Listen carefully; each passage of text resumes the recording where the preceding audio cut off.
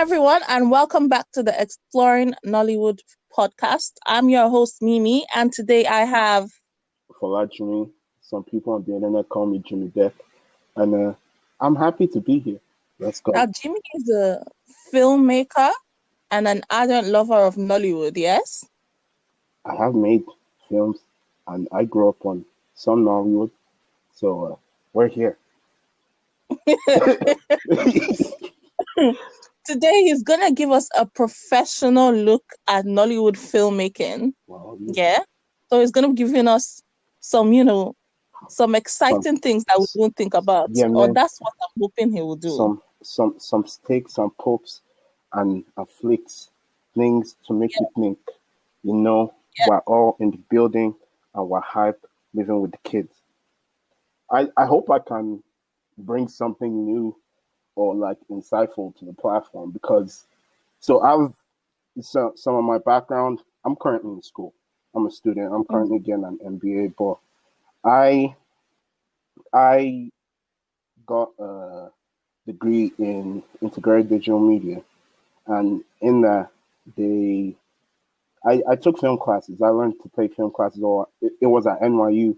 So I kind of learned some techniques and things, and that experience kind of changed the way I watch TV forever. Because now you see things from the back end and you're not so surprised. Like it's nice to think, to start to brainstorm. Oh, how did they do that? How can I replicate that? Like thinking about the editing panel or like how you'd frame it, but also the surprises aren't much anymore. And at the same time, knowing more about how it works makes you lean more into the story. Like you kind of get more story because of it. It's weird. It's a weird balance. But I hope I can bring that to Nollywood because I noticed a bunch of interesting things. And also following your podcast opened my eyes to even more things. These are definitely characters and cultural cues we have. And compared to the Western world, like, yeah, sure, we could talk about, they don't have the equipment or the skill level the camera is not steady or whatever. But I feel like it's one of those cases where the perceived bugs have become features of the genre. So all those things like the shaky camera, the camera is shaky, boys. It's consistently shaky. So it doesn't necessarily distort the story.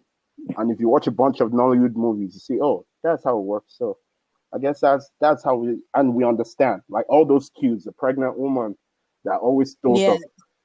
How else are you going to know? We don't have pregnancy tests. Well, we do, but that's a very good point. That is a very good point. Yeah. We do make make a lot of fuss about but fam, who's going to be buying the pregnancy test? Yeah, that money. It's not accessible.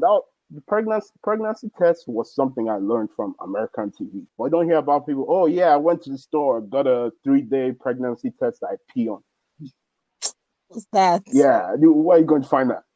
So how else are you going to tell the people, hey man, she's pregnant? That's a good point. So I didn't even consider the availability of pregnancy tests. Yeah. Well, I think for where, especially if people want to make the demarcation between old Nollywood and new Nollywood, which is whatever, but specifically old Nollywood, but like especially the boom of the VHS era and all of that. I think that's a good representation of where Nigeria was as a country.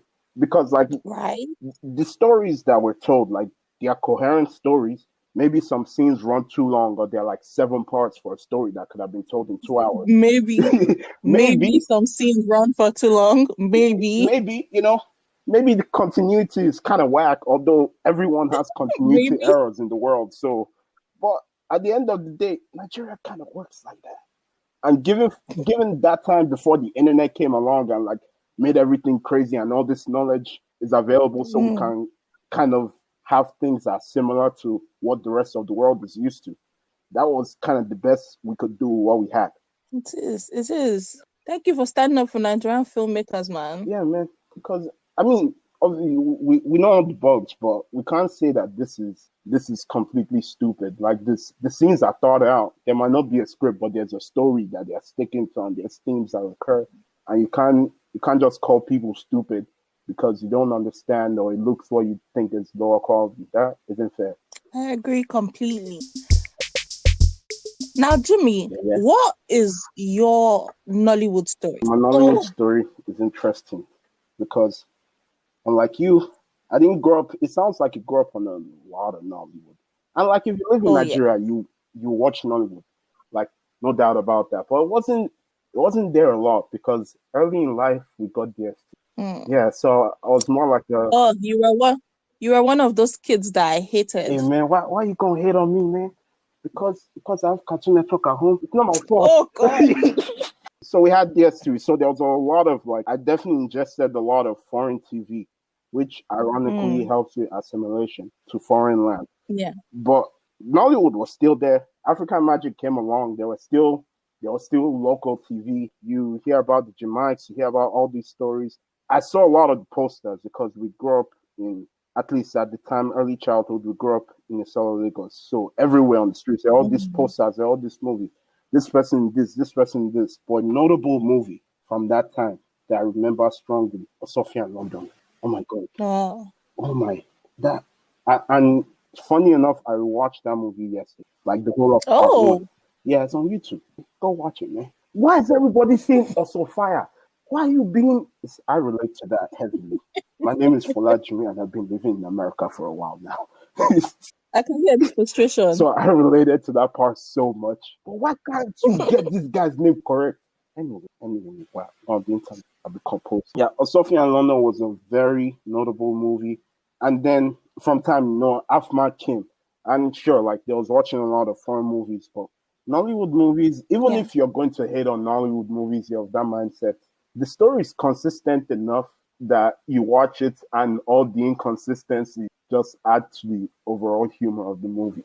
That is what I think. While Hollywood has its issue, Bollywood has, their specialties. Nollywood will forever have its story as its main background, as what it does well. The story works, and especially works for where we are, for the Nigerian audience. That's life.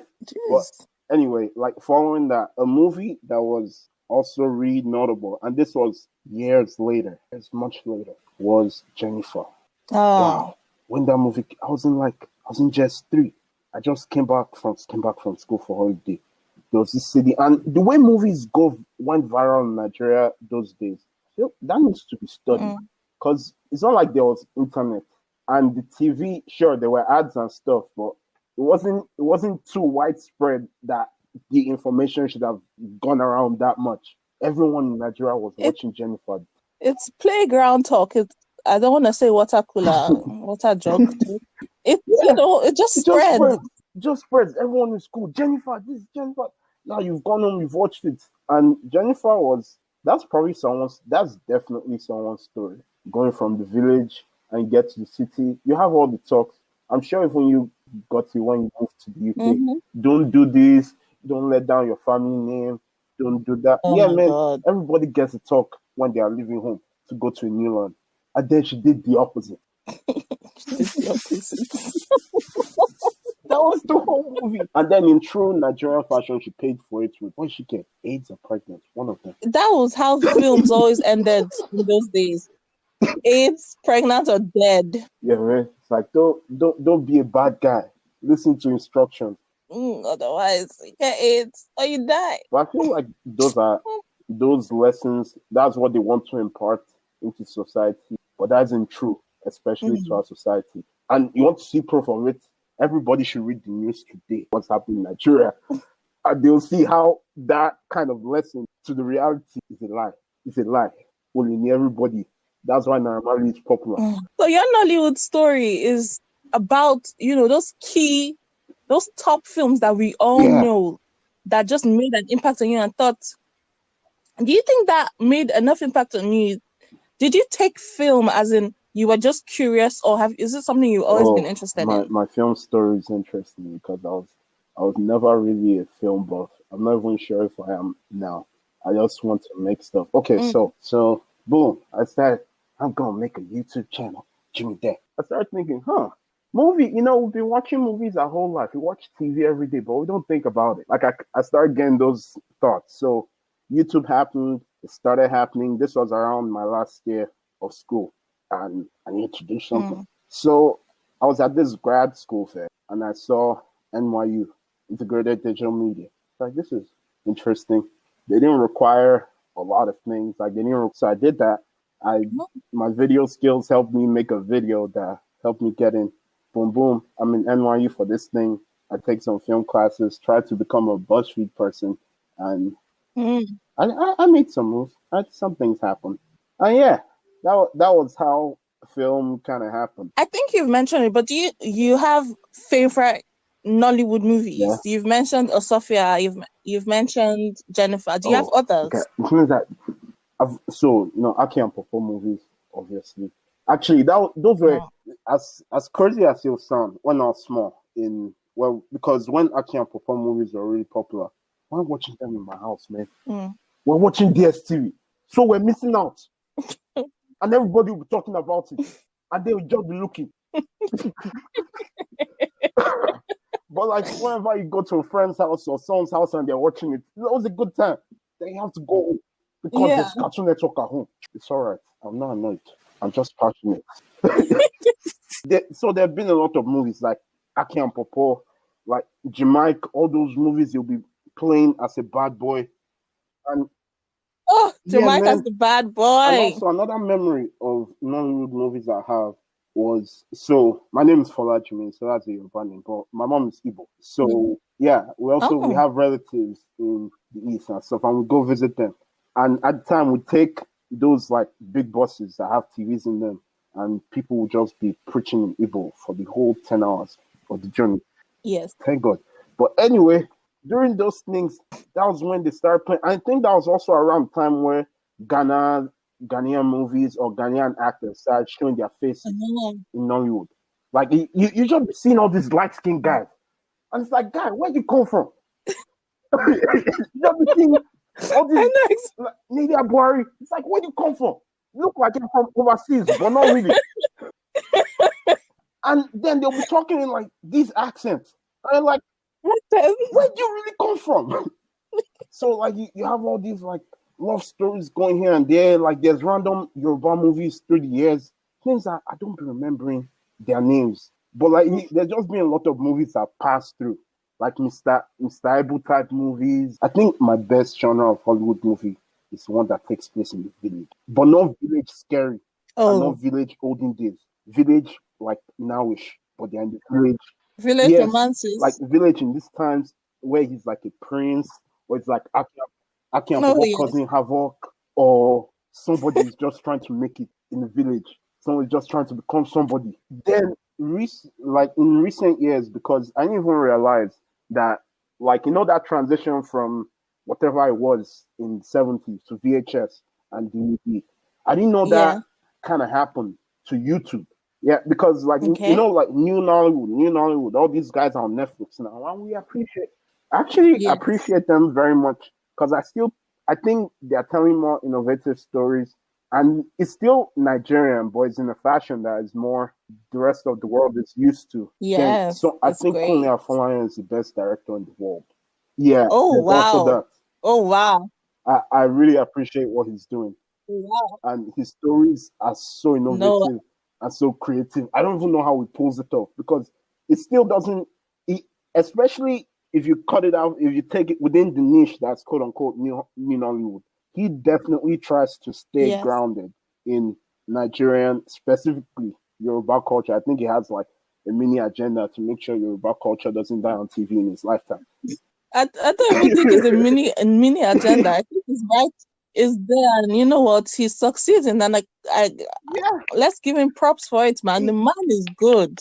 The man is good. Great. The latest one that he did with Otedola, I like the snitch. Yeah, Temi Otedola, that movie was wow. How many do I go to? To be honest, if I'm honest, for the sake of this podcast, I did not enjoy that film. It's all right.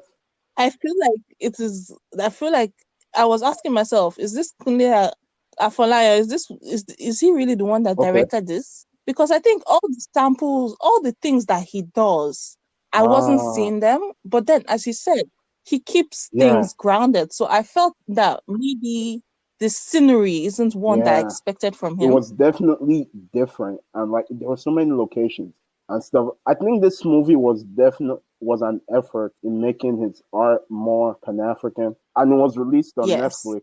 So maybe there was that, like, oh, this is going to be on Netflix, because we already talk about. It took me a long time to realize this, but I think Nigeria is the US of Africa. It's like we have the same mind, sir. Yeah, we don't realize it because being in America, Americans don't realize what US is in the world and how powerful it is. And I Yes. think we're kind of oblivious to that in Africa. Kulia Falayan, like this was we don't realize how like Nigerianized Africa kind of is.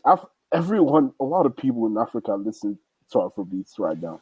And Nigeria is Oh, yeah. in the past, let's look at it this way. Let's look at it from American. You know, when people in the past, people were going to safaris and they were going more East Africa. So the image of Africa on Yeah. West TV was I wouldn't know it, I wouldn't know it, and all that stuff. People talking African accents, and no one that is most people that are from the continent can't do. But it's okay. I'm not annoyed. I'm not annoyed. I'm It's all annoyed. right. I am I talk annoyed. like this now because you people cost it. It's okay. But anyway, I think that's changing with like, Hmm. first of all, there are a lot of Nigerians that exist. Everywhere. There are a lot of Nigerians that exist, and America is not separate. I think most Africans in America are Nigerian, and it's probably a similar demographic in the UK because you guys are just influencing UK urban culture Yes. right now, which I think is also dope. Whoa, people went from really being Thanks. yeah, We worked people went hard from for being it. laughed at, from being called af, and all those things, to people Hmm. saying, "Oh, let me change accent. Oh, Ah, ah, oh, I'm doing the shaku. I'm doing yeah. Oh, that's it." People oh, really went from that. Like Afro swing exists. experience of my Oh yeah, life. I'm really intrigued as to that must have been a madness growing up. Anyone that grew that was African, especially if you were a kid and lived abroad somewhere in the West before now, before Mm. this 2010s to 2020s, where now it's cool to be Afro African. wave. My heart goes out to you. Jesus Mm. Christ. It was Oh hard. my God. It was hard. We fought some Oh, whoa. battles. Let's even leave this movie, the latest one that came out, Mokalik. I don't know. That Mokalik is that good. movie, and I've shown that movie to people, like people that are in Nigerian, and that movie is good. And I appreciate that the whole movie is in Yoruba, and is also in the same location. It was a day in the life movie. Yes, it was a beautiful. It was a very Yeah, beautifully thought out, beautifully planned. I love I that also movie like how very, he very blended much. like the world because there's like the Nigerian middle class that the rest of the world doesn't think exists. Two So, worlds: middle class and working class, I guess. Like mechanic and like this is like a boy. mm, He's posh. He probably lives in some estate. Goes to a private school. He'll probably go to university abroad. The rate at which he's going. All that stuff, all that yeah, jazz. And then they send him to this other world. And people think, yeah, man, this guy isn't going to survive. And then he does. I really appreciate that the boy can speak Yoruba because the reality is they would have the boy might be able to understand, but might not be able to speak as well. A lot of the choices. I also appreciated. it seems that there's been a lot of Oh yeah, good new they're Nollywood there. I influences for watch. you. I watch those. Also, he also as much as they might be ashamed, there was it kind of matches up with the DSTV watching. So I finally feel safe. So tell us, what are your opinions on new Keep going. Nollywood? But I think people should go watch like the old stuff, all the VHSs and things, and use that as influence because when those came out, and I learned this from Twitter. I'm not going to stand here and sound like I document Nollywood. I'm a regular guy that lives his life, and there's Nollywood sometimes. But all at the Mm, time when all the VHSs came and all that stuff, we were at a very that was a big deal. That was a big deal. We'd never seen that scale of production it and was, distribution, especially for so cheap. And that gave birth to new methodologies and things. And some really good movies came out and incorporate that with this new because new should stay. New, I like that the movies have more production value. like there's color grading and people are putting more Mm-hmm. thoughts into their scenes and they aren't just frivolous that we have to accept the bugs as the features and things. But I think those old features that we developed should be incorporated with the new ones. And then the new ones, some of them I think are kind of pandering, or maybe this is the first stage of we've never had this much information and kind of boom in culture, etc. We kind of haven't had it before. So like baby steps, etc. Was like, okay, you've made this trailer that's going to be everything's a comedy movie. I understand. We're suffering. Let's laugh. You made this trailer that's going to be this. Oh, Banana Island, whatever. This guy is this, that, this, that. What the movie and the story is just like weird. Stories just don't forsake the story, man. Still tell our stories. Just tell our stories now. And like, make it look nice. And also make yourself stand out by using some old stuff. Go and watch Clone Out for Life. That's how I see it sometimes. Like a lot of times I'm like, this is nice. Very soon, I'm sure someone has probably already made a time travel type movie. We just might not know. Do you have any favorite actors or actresses? Jimi was the first American bad boy I saw in Nollywood. Yes. Yeah, man. It was because he just came back from abroad, village. Yeah, man. What's good? Just manning up the whole coming place. back. He's always and what he said prince. about him always being color coordinated when he's the boy from Yankee. Yeah, man. He was that coordinated prince in his red basketball shirt. Then you tie bandana here and go and wear 2003 shades. That's so he likes all these big shades. These big shades are big like light bulb. That was what people were wearing in the 2000s, man. I might not kiss somebody. But here's a question. And might be in 3 parts. I like What is a Nollywood movie or time in culture or period? Just like a Nollywood thing that made a big impact in your life. Yeah. And you still feel not like a singular period movie or time that made a big impact in your life and is still happening till today. It will have to be campus movies. Yeah, man. I loved movies that took place in campus. What? I think so. I actually think that sounds really familiar. Games? Because it was going around on social media for a while. And it was set in the campus where little JSS1, JSS2 me was like, what? This is going on in the university campuses. Romances, as he said, Jimi, the bad boy, is always, being the cult leader, being the cult head, cult capon, what they're called. And then there's this naive girl that's just coming, that's in first level, and she just comes into the university, she catches his eye, there's a grand romance. I think that has the most Nollywood cultural impact on me. I think I'm always looking for a good campus movie, and they don't make them anymore. That's when all my current favorites now, the Rita Dominics, the Ogo Okoye, the Iniedos, those was really the Tonto DKs. Yeah. That's when they really came into force. That was when they got popular doing those campus movies. Oh, and my favorite, Stephanie Okereke. One of my favorite old school movies will forever be White Angels with Stephanie Okereke and Munai Bekwe. I love that movie so much. And it's a campus movie, and it is again a naive girl falling in love with the cult Capone, which is very dangerous, by the way. Women just be liking all these bad boys every time across culture. I don't know why. They were teaching us to like bad boys. Still drinking. No. It is not. They just the Jim Ikes, the Munai Bekwes, the Nonso Diobis, all my favorite actors got popular during that era. That's why I love them. Like I said, there's been a lot of movies that I've seen I just don't remember. But where I notably remember a lot of those actresses that you called was from City. City? It's OGs No City People. City People. Was this magazine? I think for me, it's really that what really crystallized my love for Nollywood. Yeah. The other ones, yes, it's Nollywood, and there's a reason why I like them. But that's my era. Was that also around the time you moved? That's my time.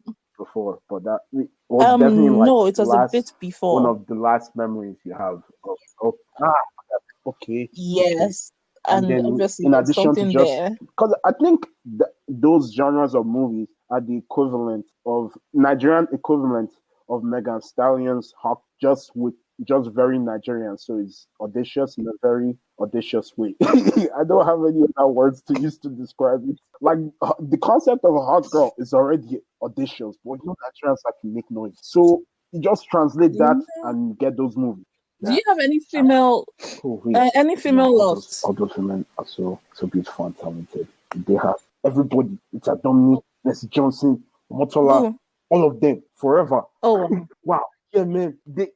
Keep going back. Forever and these women just keep getting more beautiful. It's wild. I'm really glad to see a lot of these actors we grew up on getting their own movies, getting their own TV shows, like trying to be directors, because they were literally in the craft. They were the bread and butter of what we call Nollywood. So seeing them make it, like I wonder what your ideas are. I want to see what you bring together using new technology and like information that we have, and it's coming together well. Lionheart, we got that nomination. Yeah, sure, politics took it away, but it happened. So what is it you don't like about Nollywood, just in general? People now come and have say, we talked about I'm that? a self-hater. You want to spoil my ministry on the internet? It's okay. Nollywood, I feel like the way I feel about Nollywood is the way I feel about Nigeria. Like, this is what I have, man. This is what I have. So I have no reason but to big it up. I have no other experience. But anyway, they should really be concise with their shots, man. That's a big thing. They should really be concise with what they're trying to do. You don't need money to have. YouTube will teach you. There's videos that can teach you about making your stories concise. Beginning, middle, end, man. Stick to that script. Not beginning, middle, with the kind of anyway. This house is on the express now. We are coming back home. And watch out for part 2. Is a lot. There are movies on YouTube that have. You think we don't have life? 11 parts. It would have been one thing if the 11 parts were like really great, but it's just eventually kind of becomes one tired story. And no, people don't want to do that a lot. People will do it, but it's not the ideal. It's what they have. But yeah, that I think be more concise with your shots. Nollywood, my advice for you is, guy, go back to your roots. No, don't go back in terms of just go and take some cues from them and keep doing what you're doing. You have the exposure now. I mean, we've always kind of had the exposure, but now we have a lot of exposure. So go back to see what worked in the past and incorporate. Don't just throw it away because we have YouTube and everything. Yeah, and everybody can see you. Let's move on to the last part. Create your own Nollywood movie. Okay, where I give you a chance to create your Nollywood movie by yourself without any regards to budget, availability. You can even bring people that are dead. Anything you want. So, for your Nollywood movie, who's your lead actor? Off the top of my head, Olumide Oworu, because it's young. And since it's Nollywood and things don't matter, Jimi is definitely senior. Okay. Definitely senior. We're going to keep it in. It's going to be in an obscure place. I'm probably just telling my story, but no one cares because a lot of people go to boarding school in obscure place, and it's just boarding school life. It's going to show what happens, but we're going to have good footage of things, and we're also going to incorporate things of boarding school life to like as features of the movie. Like passage of time will be indicated by different things, like when class happens, or like when you have to go to this, when you have to go to that.